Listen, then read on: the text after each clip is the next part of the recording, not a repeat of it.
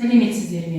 Менің есімім Ұзақбаева Жадыра, Маңғыстау облысы Бейнеу ауданы Әбілғазы Махмұтов атындағы мектеп бөбекжай кешенінің тарих пәнінің мұғалімі. Қазіргі жаһандану заманында оқушы жастардың физикалық және рухани тұрғыда жедел қарқынмен дамуы, яғни акселерация процесі айқын көрініс тауып отыр. Оқушылар кішкентайынан ақ әлеуметтік желі арқылы, интернет арқылы ғылым мен техниканың жаңалықтарынан хабардар болуда, бұл олардың дүниетанымын дамытуда, жан-жақты оқушы болып қалыптасуына ықпал етуде. Осындай жағдайда оқушы кинотеатрға барып, немесе телевидение арқылы, немесе ақпарат құралдары арқылы тарихи шығарманың мазмұнымен терең танысуға қол жеткізіп отырған жағдайда, тарих пәнінің мұғалімі сабақта тек оқулықпен шектелетін болса, оқушыда пәнге деген ешқандай қызығушылық болмайды. Бұл тығырықтан шығар жол қалай? Әрине, бұл тығырықтан шығуда бізге жаңа интерактивті әдістер көмекке келеді. Бүгінгі менің педагогикалық идеялар фестивалі конкурсына ұсынатын идеям тарих сабағында қолданылатын интерактивті, универсал, яғни әмбебап әдістер және сергіту сәтіндегі идеологиялық минут әдісі. Әрбір мұғалім оқушыға теориялық біліммен қатар ұлттық уыз тәрбиені де сіңіре білуі басты міндет. Бұл міндетті жүзеге асыруда мен өз сабақтарында өзім ойлап тапқан идеологиялық минут әдісін қолданамын. Бұл әдіс сергіту сәтінде қолдануға арналған. Бұл әдіс бойынша мен оқушыларға ұлы тұлғалардың қанатты сөздерін немесе тарихи тақырыптағы шығармалардан алынған үзінділерді ұсынамын. Мысалы, Абайдың 31-ші қара сөзін сергіту сәтінде оқушыларға оқып беремін және әрі қарай берілген мәтін бойынша шағын сұрақ жауап жүреді.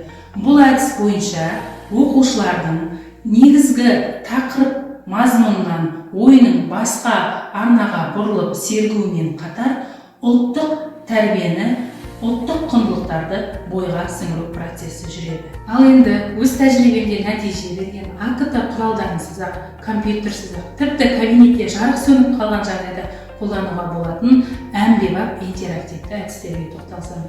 Бірінші, бұл әдісті де өзім ойлап таптым және бұл әдісті мен A4 формат әдісі деп атадым. Бұл әдісті қолдану үшін бізге тек қана қарапайым A4 парақ керек болады. Ол үшін оқушылар егер топқа бөлінген жағдайда әрбір топқа бір парақтан бересіз, ал егер оқушылар дәстүрлі форматтағыдай 3 қатар болып орналасқан жағдайда әрбір қатарда отырған оқушыға бір парақ, яғни 3 қатарға 6 парақ қағаз бересіз. Және өтілген тақырып бойынша әрбір оқушы бір ақпарат жазуын тапсырасыз. Оқушы жазып болғаннан кейін парақты келесі оқушыға береді. Оқушыларға бір-бірінің жазғанын қайталамауды тапсырасыз.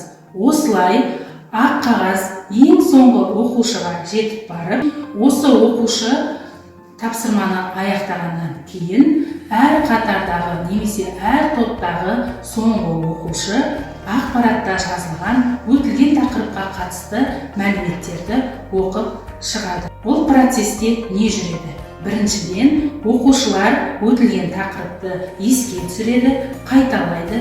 Екіншіден, басқа өзімен қатар оқушылар жазған ақпараттарды оқу арқылы өтілген тақырыпты бекіте түседі.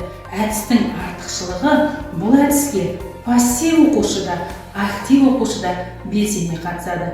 Бұл әдісті қолдануға небәрі 5 минут уақыт кетеді.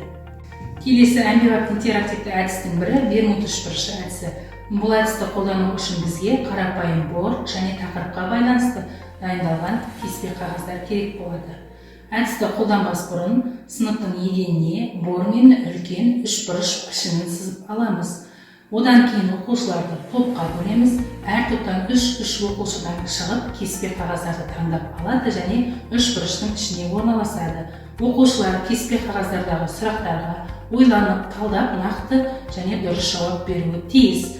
Жауап бере алмай қалған жағдайда бұл әдістің ерекшелігі оқушыға өзінің тобындағы оқушылар көмектеседі. Яғни өзінің тобындағы оқушының Бермуд үшбұрышында қалып кетпеуіне көмектесіп атсалысады.